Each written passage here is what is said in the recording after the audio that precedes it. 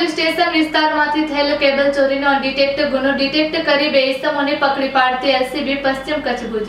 Police મહાનિરીક્ષક Shri સરહદી range તથા police અધિક્ષક શ્રી પશ્ચિમ કચ્છ ભુજનાઓએ જિલ્લામાં ચોરીના વધતા જતા બનાવો અટકાવવા તેમજ આધાર પુરાવા વગરની ચીજવસ્તુની થતી હેરફેર રોકવા તથા આવી પ્રવૃત્તિ કરતા ઇસમો વિરુદ્ધ કાયદેસરની કાર્યવાહી કરવા સૂચના આપેલ.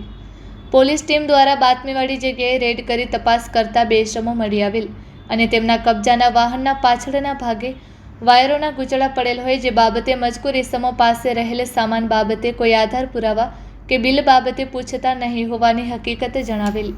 આરોપીઓ આ વાયરો માનકુવા ખાતેથી ચોરી કે છળકપટથી મેળવી ભુજ ખાતે વેચવા માટે જઈ રહ્યા હોય અને બાતમી મુજબના મુદ્દામાલ સાથે મળી આવેલ હોય, જેથી બંને ઇસમોને BNSS કલમ મુજબ અટક કરી આગળની કાયદેસરની કાર્યવાહી હાથ ધરવામાં આવેલ છે.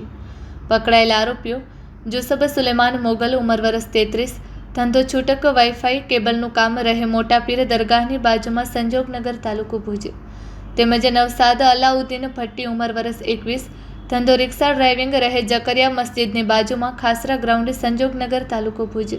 કબજે કરેલ મુદ્દામાલ કાળા કલરની બજાજની ઓટો રિક્ષા, જેના રજિસ્ટ્રેશન નંબર જોતા GJ12BT 1176 હોય, જેની કિંમત ₹50,000. વાયરોના ગૂંચળા જે આશરે 2000 મીટર હોય, જેની કિંમત ₹30,000. મોબાઈલ ફોન નંગ 2 કિંમત ₹4,000. એમ કુલ કિંમત ₹84,000નો મુદ્દામાલ કબજે કરવામાં આવેલ છે.